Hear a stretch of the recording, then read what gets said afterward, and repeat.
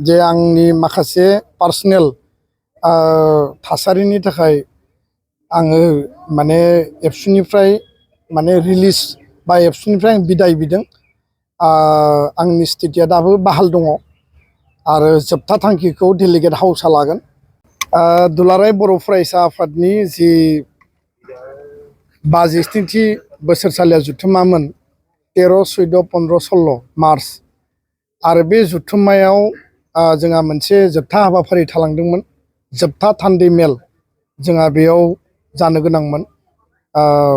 खेबथाम जानायनि उनाव माने जोंहा जोबथाया आद्रा जानानै थाबाय समनि थाखाय आरो 1 दाननि थाखाय दुलाराय बर' फरायसा आफादनि बे जे डेलिगेट सिटिंखौ एक्सटेन्ड खालामनाय जादोंमोन बा एडजर्न खालामनाय जादोंमोन। दा बेखायनो मैया जोङो दुलाराय बर' फरायसा आफादनि केबिनेट मिटिंआव थांखि लाबाय जे फैबाय थानाय 27 एप्रिलाव दुलाराय बर' फरायसा आफादनि जि लास्ट डेलिगेट सिटिं आरो बे डेलिगेट सिटिंआव सावरायनायनि उनाव रिजोल्यूशन एडप्शन जागोन आरो जि बोसोरनैनि जोंनि जि सेन्ट्रेल कमिटि एबसु बे सेन्ट्रेलनि कमिटिखौ एबसुनि संबिजित बायदियै डिजल्भ खालामनांगौ, बेखौ डिसलिउसन खालामनाय जागोन आरो निउ कमिटि फर्मेशननि हाबाफारि जागोन।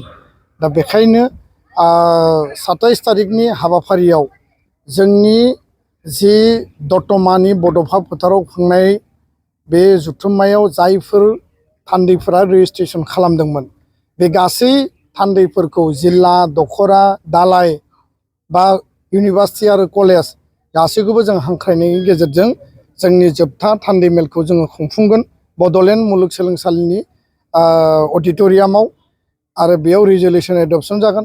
लोगोसेनो दानि कमिटिखौ डिजल्भ खालामनानै निउ कमिटि फर्मेशननि खामानिया बे खालि जागोन।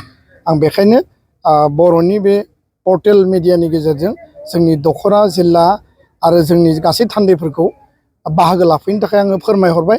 अफिसियेल जोंनि नटिफिकेसनाबो जिल्ला आरो आनसलिक लेभेलाव थांगोन। बे खोथाखौ आङो सिगाङावबो बुंदों, दिनैबो बुंफिनगोन जे आंनि माखासे पार्सनेल थासारिनि थाखाय आङो माने एबसुनिफ्राय माने रिलिज बा एबसुनिफ्राय आं बिदाय बिदों। आंनि स्थितिया दाबो बाहाल दङ आरो जोबथा थांखिखौ डेलिगेट हाउसआ लागोन।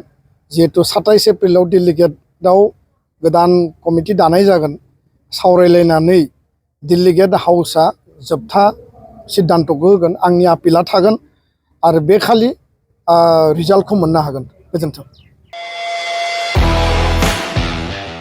क'क्राझार सेरफांगुरि बाजार श'रुमा बैसागुनि धामाका अफार लोगोसे लन काम एक्सचेन्ज मेला होगासिनो दं।